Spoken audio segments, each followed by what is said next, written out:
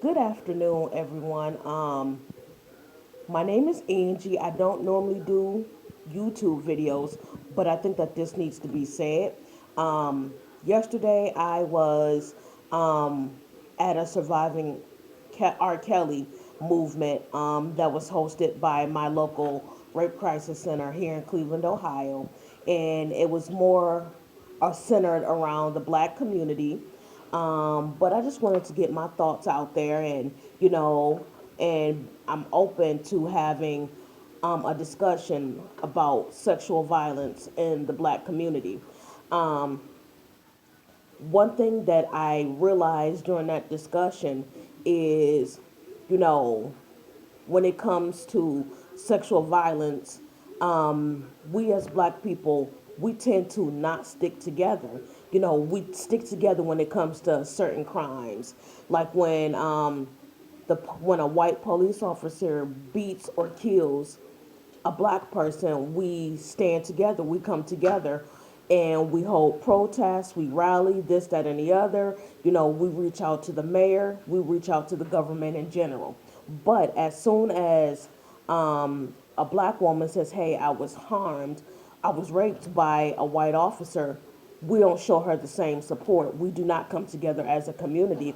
For example, when Rodney King was beaten and killed by a police officer, we rallied, we protested, we showed our support as Blacks.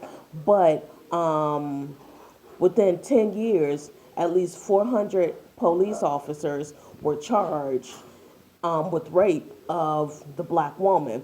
But not once have I seen a protest, a rally, none of that. And it's like the Black woman is the most disrespected person in this world.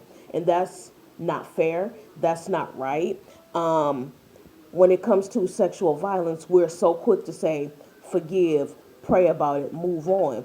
But my question to those who make statements like that, why is it, why are you so quick to tell me to forgive, forget about it, and move on? But when it comes to slavery and things of that nature, you're not so quick to forgive and move on. Why the double standards? It's just a couple things I also want to touch on before I close out on this video. When it comes to sexual violence, people want to say that they're uncomfortable talking about it. I get sexual violence is an uncomfortable subject, but my message to you is, with being uncomfortable talking about it, it's not about you. Sexual violence makes me uncomfortable, and the more you ignore it and the more you say you don't want to talk about it, it's not going to make the crime go away. And when you ask yourself this question, when a woman tells you that she was sexually assaulted, the first thing that people want to ask is, well, what were you wearing, or what did you say, this, that, and the third? Well, when I was sexually assaulted when I was 20, I was wearing hospital gowns. So what is so appealing about wearing hospital gowns? Nothing. Also, another question that gets asked is, were there witnesses? Well, I don't have a criminal history, but if I was to commit a crime, I don't want any witnesses to be around. So usually when when a man or a woman sexually assault somebody, they're going to make sure that there are no witnesses around.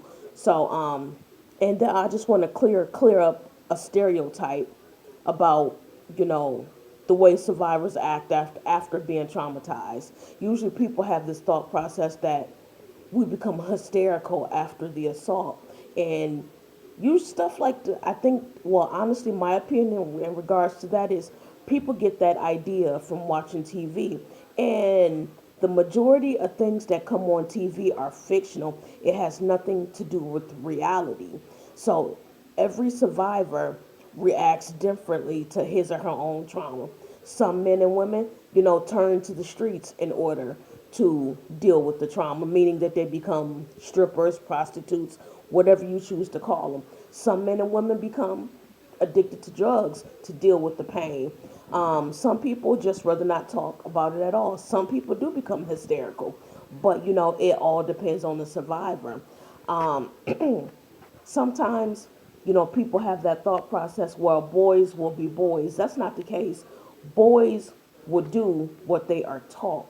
I just want to help people understand when they say forgive, that is doable, but forgiveness does not happen overnight. It's a process.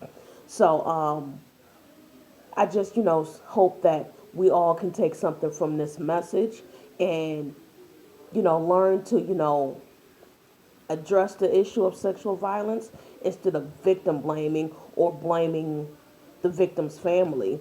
Um, like with R. Kelly, people want to, question, the victim's parents, whatever the case may be, but it is in our nature to want to blame somebody. But don't blame the victims or their family. Blame Robert Kelly because he's the perpetrator in all of this. He's the offender. He's the rapist. Even with, Bill Cosby, just don't blame his victims. Blame Bill Cosby because he's the one that's doing the raping. Place the blame where it needs to be on the rapist. No one wakes up in the morning and decides, oh, I want to be raped today. No means no. Even strippers can be raped. They may say yes, consent to having sex with 100 different guys, but guy 101, 101, they have the right to say no. That is their choice.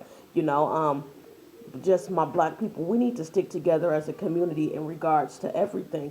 Ask yourself, why is sexual assault so uncomfortable for you where you're willing to, ignore your loved ones, ignore your friends when they tell you their story? They deserve the same type of protest and rallies that other people deserve when they get beat up by the police. They deserve that same respect. We deserve that same respect. If we can just stand together as a community, we're going to go very far in this country.